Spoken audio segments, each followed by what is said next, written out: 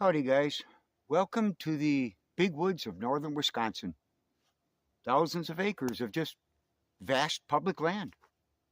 Not many hunters up here anymore, I'll be honest with you. Years ago, when they implemented the ban on baiting, it seemed like a lot of hunters just left the area. So basically, it's going to be if you choose to challenge yourself to one of the big bucks up here, I'm going to tell you it's just you against a deer. There's no houses in the background, there's no parking lots. It's just you against them. All the woods available just for you. The thing is, you might want to get to know what this deer is like. What I'm getting at is you compare him to a deer in the agricultural area. You can't believe what this deer goes through to survive in 1 year. I'll be honest with you. I'll give you an example. The end of breeding, say it's the end of November, early December. He then is run down. He lost probably 20 to 40% fat content. He's going into winter like that. Now, the winters can sustain temperatures of 30, 40 below. It could have snow up to our waist. Last year I was snowshoeing at this time. Obviously, you see, not as much snow, and this is the end of January. It's wonderful in that respect. But what happens when you get winters like that? Starvation takes place. You could lose some of those bucks. On top of that, he has to be confronted with all the predators. He's got wolves, he's got coyotes, he's got bobcats.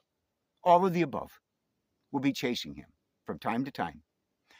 Now, after the winter, he makes it through that, let's say. He then has to grow a set of antlers. Now, we all know agricultural bucks, their soil content is rich in minerals. Their plant life is rich in minerals. Up here, not so much. They don't have that kind of mineral content. So naturally, down south, they are going to grow those enormous antlers. Up here, beautiful racks, but it takes quite a while to get to that point. Now, I'll be honest with you, what he does to create those antlers is incredible. If he don't have the mineral content, think of this. He literally has to borrow calcium from his rib cage, his sternum area, and transfer that up into his antlers during the growth period.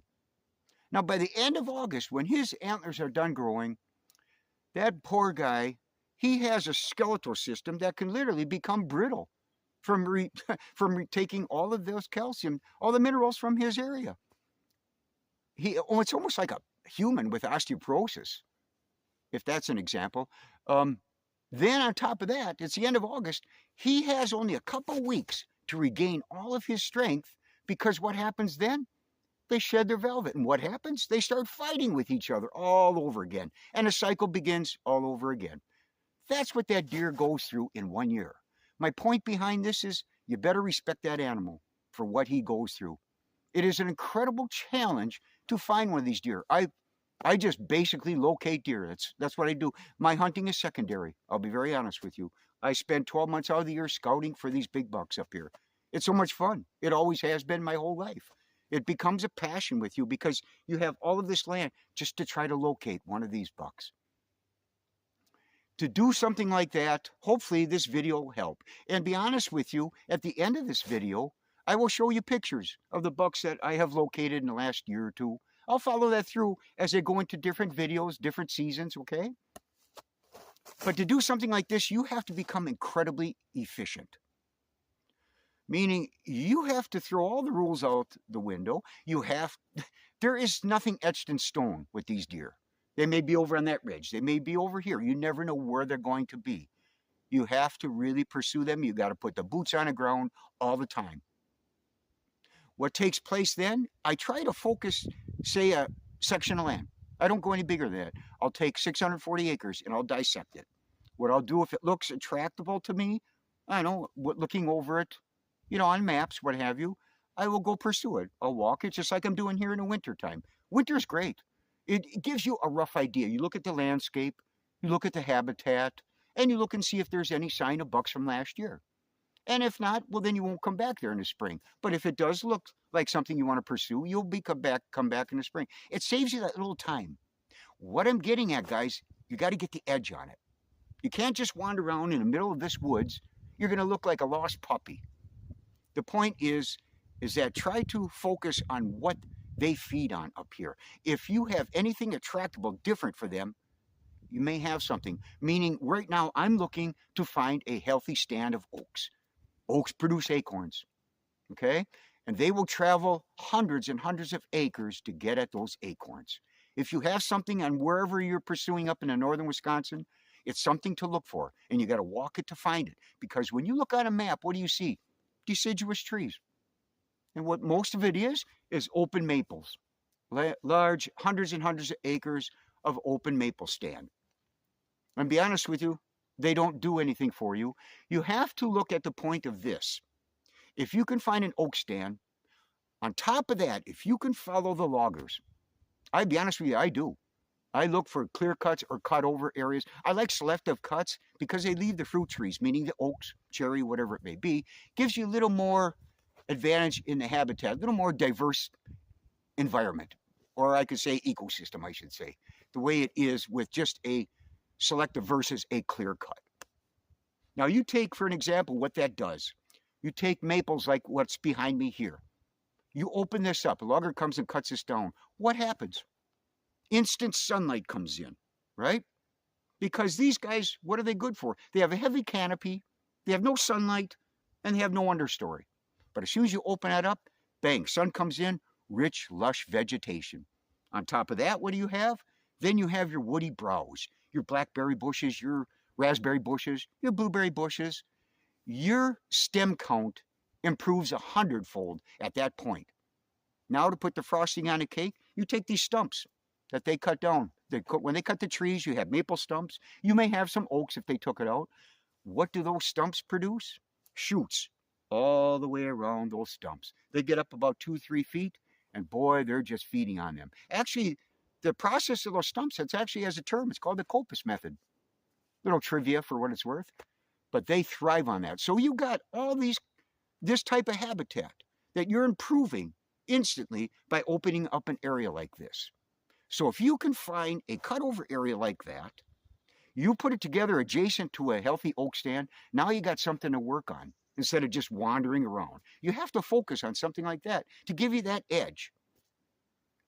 Once you do find this, then what you're going to do, and if it looks like there were deer in the area, you're going to obviously come back in the spring. And be honest with you, I'll have a video when I come back in the spring. I run crazy putting out licking branches. The scrape underneath, they take care of that in the fall.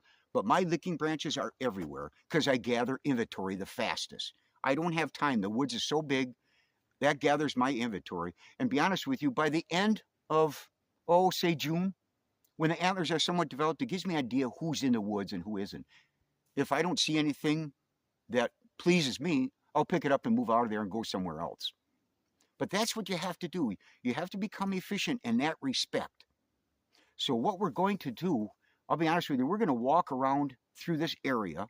I want to walk the perimeter because I see daylight in the background. That may be the cutover that I saw on a map. We're going to just see if this area has anything that may be attractable to me. Okay? Let's go take a walk.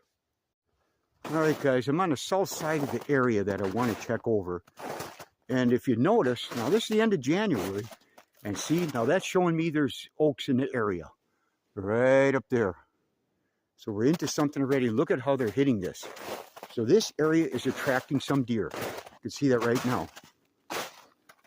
Well, it didn't take, look at this, right there. Okay. Not overly aggressive, marking his territory. So that's telling me there's a buck coming from the south end here. He wants to approach this area, which is a very good sign. Age-wise, we don't know yet. You know, I've seen all the, hold it, while we're talking, look at this. Look at this. Here's a bed right here. Oh, that's a great sign. Look at that bed. Now what that's telling me, that's confidence.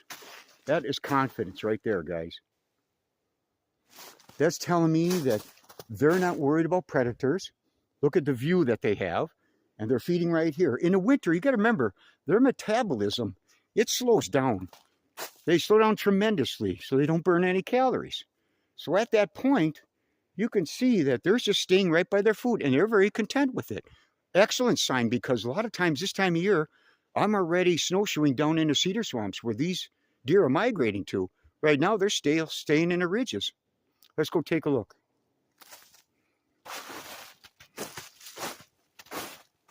So that's a good sign already.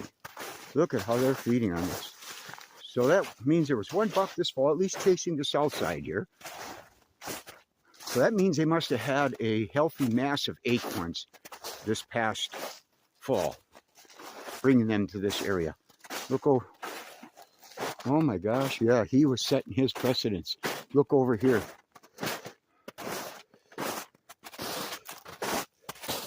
Sure enough, he was somewhat aggressive. Early stages. Early stages. Almost looks like it could be an historical rub of some sort too, because in the back, you'll see right through here, there's some older rubs, it looks like. Nothing with the, nothing with the tines up above. Nothing yet. Well, let's continue on. That's a good sign so far. We just started. So see, that's telling me I could come back here next spring, and start pursuing an area where these bucks may be living.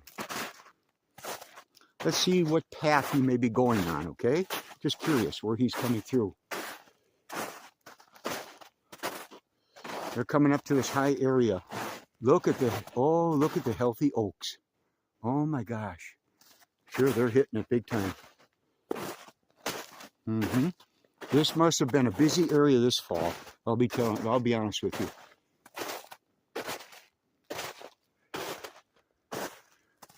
Look at this. Old historical rubs at one time. Oh, now that's showing me some depth right there. That's showing me something that we had at one time here. That's pretty good size.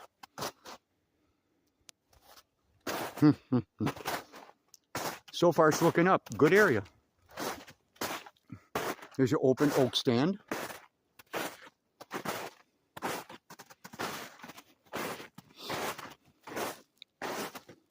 Boy, they must have had a healthy, massive acorns here. Holy criminy, look at this. Look at this, how they're pounding this yet. Oh, this is wonderful. Wonderful to see.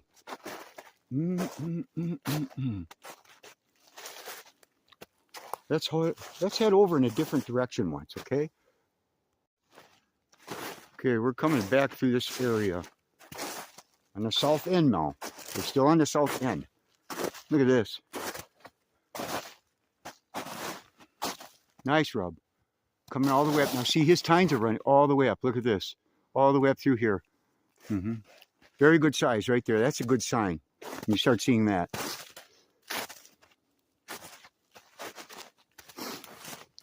Now see, he's running the edge here. More or less an ambush spot for him. He's checking over the whole area.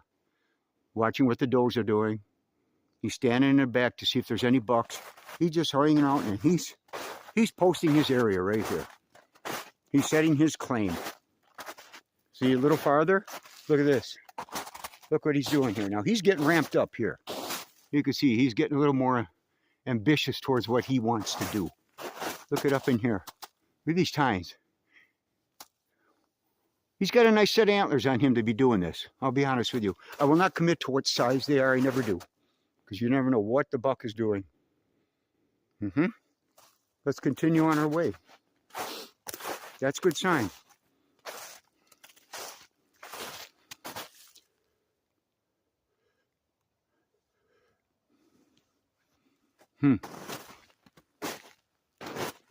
What else do we have in this area? He's pretty well watching that one particular spot for some reason.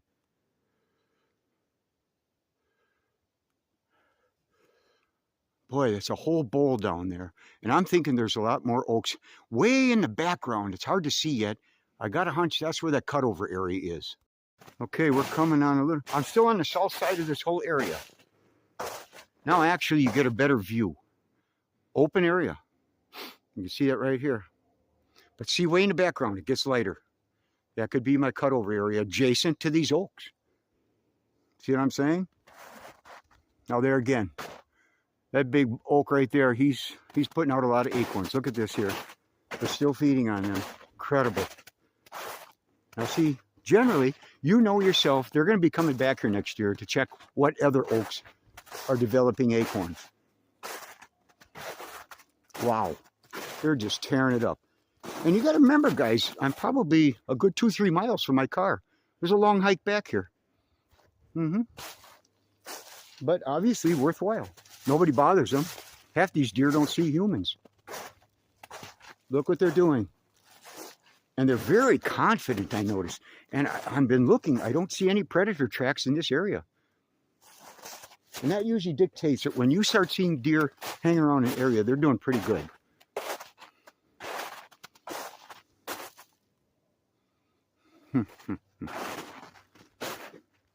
Going on, we're just walking this perimeter.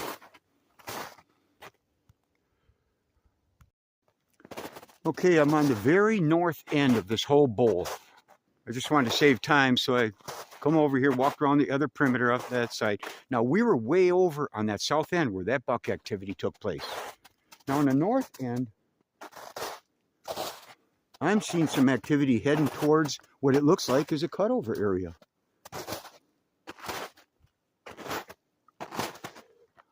Now, look at here. The north side had some action too. Okay, looks like older ones, but he's running all the way up. I like how he's ran. Come all the way up through here with his tines. I like that. He worked it over. You know, could it be a couple bucks in the area? Well, sure. He's on the north end here. And what he's doing probably, you can see it gets thicker and thicker and just runs into I don't know what. But at that point, come spring, yes, then you start hooking onto their trails and see where they're coming from. But now look at already these trails right here. See? Right here they were feeding, coming right in, just for a particular acorn, and the grass is underneath.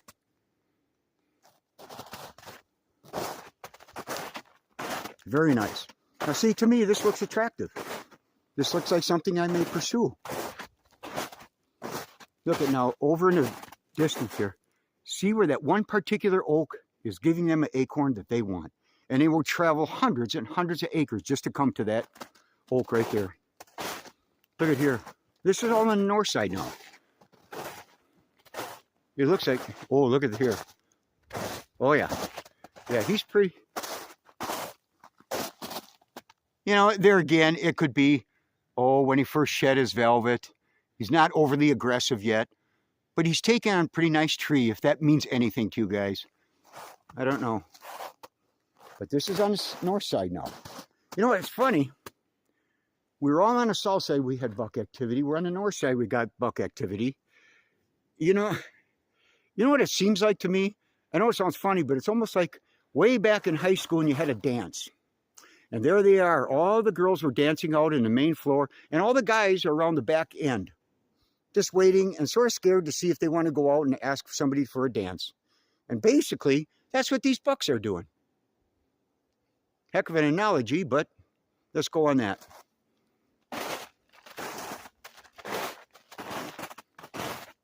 Everybody sizing everybody up. All in this bowl. Look at this. And I do see something in the future. There, in the background, there is your cutover. This is just what I was talking about. Adjacent, see the oaks? Adjacent to the cutover. Look at that. That's perfect. Perfect, perfect, perfect. I like it. I like it a lot. Where they're coming from, I don't know. That's up to me to find out in the spring. Look it up on that hillside. They're even feeding up in there too. We're going to go over by that clear cut and see what we got cooking. Okay, we're about to enter the cutover. You can see where it is right here. You can see browse in the distance. It's excellent, excellent.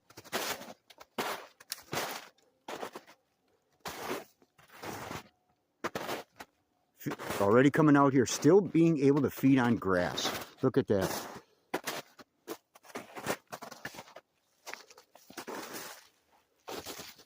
Look at this guy. He's really setting the stage. He was aggressive. Now he's saying this is mine.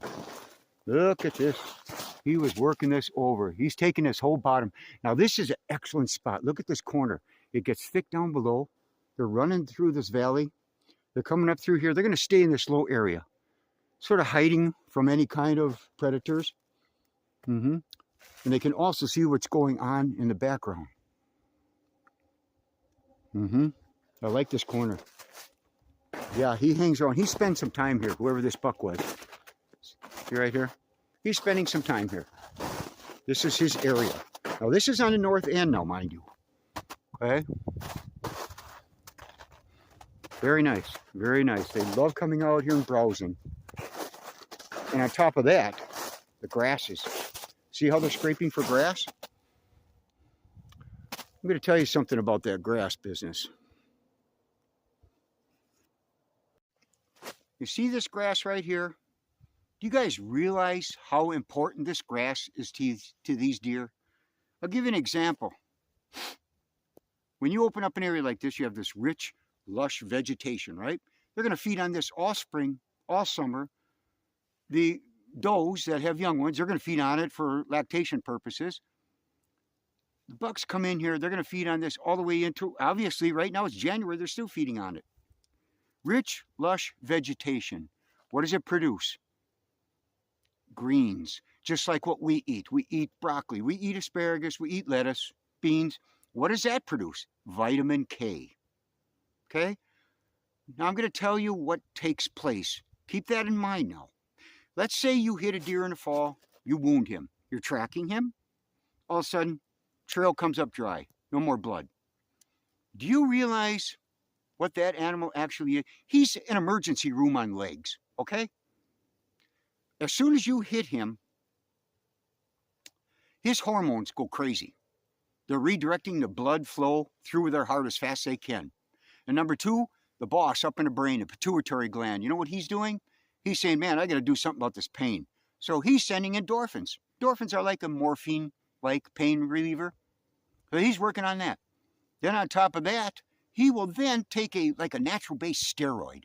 He will send that through his system to take care of the inflammation, to take care of the healing. He'll start healing with this process. So he's got those three things right off the bat going. He's got the steroids working on the inflammation and healing. He's got the endorphins working on the pain. He's got the blood flow coming through his heart.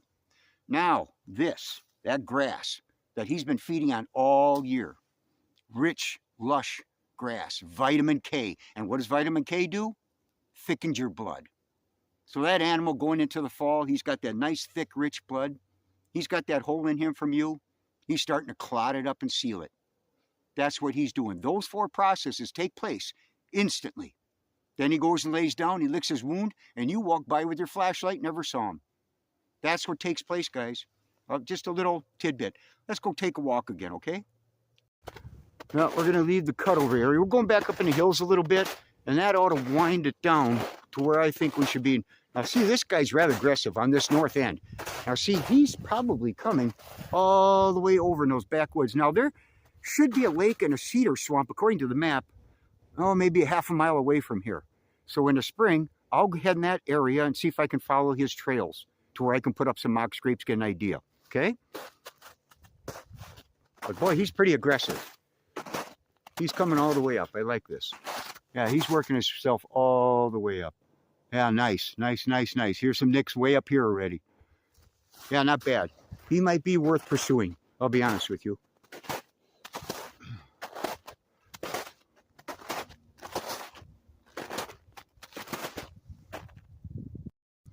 Now, as I'm walking down, I'm still skirting the edge of this cutover, if you notice. But I see something excellent. You see that little island of pines?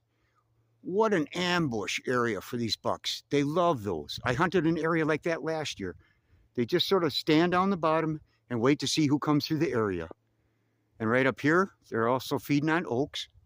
So this area does have a supply, an ample supply of oaks. Excellent.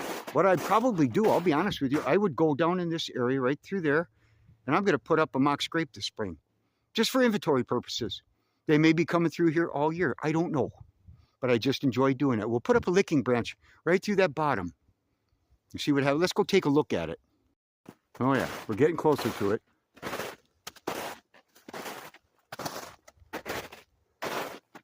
Feeding right here, hitting it hard.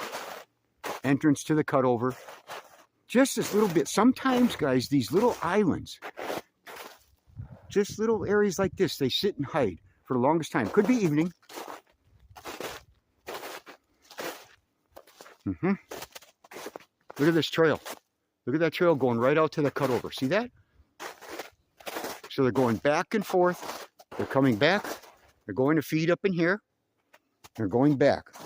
So obviously that trail all through there heads all the way up. I don't know where it takes it from. I don't know where they're coming from itself. But I would like to, just for the heck of it, this spring, put a licking branch in this one little stuff. Look at this little area. Is this neat or what? Right in the bottom. You're surrounded by hills, if you notice. Okay? Unreal. What's interesting, I don't really see a lot of rub activity. Well, I spoke too soon. I think I do. Oh, yeah, look at here. Oh, it even gets better. Look at the beds. There's 2 beds. Now, that could be him alone yet. We don't know. Or it could be a doe and a young one. Hard telling this time of year. That's a pretty good-sized bed right there. Large doe and a fawn from last year. But look at this. Now, that's aggressiveness. I like that. See what I'm saying? Just what I'm saying right there. Look at that. All the way. He's aggressive. That could be the same one on this north end. But see how he's hiding? You can see through there, that area. Nobody sees him. He's just ready to stalk. Staging. Like that. All right, let's get out of this mess. Okay, I've seen enough. Very good. Now, I'll tell you what. Just my opinion, what I do in areas like this to me is a destination area. They're all coming here in the evening to feed. Out there in the cutover, and they're feeding on the acorns. Where they come from could be a long ways. That's what I have to go find that. This here, I'll tell you guys, this to me is basically a morning spot. Sounds funny, but by the time they get to these areas, a lot of times, it's too late. Because they could be hundreds and hundreds of acres away from here. So what I would do, I'd hunt this early morning. And for me, I can be versatile. You almost have to be because you're so far in. Everybody hunts different. I don't tell people how to hunt. I'll tell you how to locate them if that may help. But hunting, some people go in trees. Some go in blinds. Some have saddles. Me personally, for how the distance, I carry a little pad that I sit down on. And I have my homemade ghillie suit. And I sit against a big tree. I blend right into the tree. You think I'm kidding? Last year I had a buck. I passed him up 15 feet. Not yards, feet. Then I had another one bow hunting. I was close. He was 12 yards away. You know, they glance at me. They just take a glance. They think I'm an extension to the tree, it seems like. It's been a ball, but my point is I go lightweight. I don't carry the whole kitchen sink and all the way out in the woods. It's too far. It's just too much work, I'll be honest with you. But this is how I would do it, be honest. I would just look at this area and say, you know what? I'm going to scout this out this spring. And I may hunt this area this next coming fall, but it would be an early morning. I got to look for some scrapes that would develop this spring. So that at that point, we'll take a look in the spring, another video on how to set these scrapes, investigate these areas more. But I may have another video coming out this year yet. I want to go down in a cedar swamp. I have an area that there may be oaks like that adjacent to the cedar swamp itself. We may go take a look at that. So stay tuned. But meanwhile, as I end this, make sure you stay with it and take a look at the pictures at the end of this video. You might be impressed with the bucks that are still up in this area. Well, anyway, thanks for watching and take care.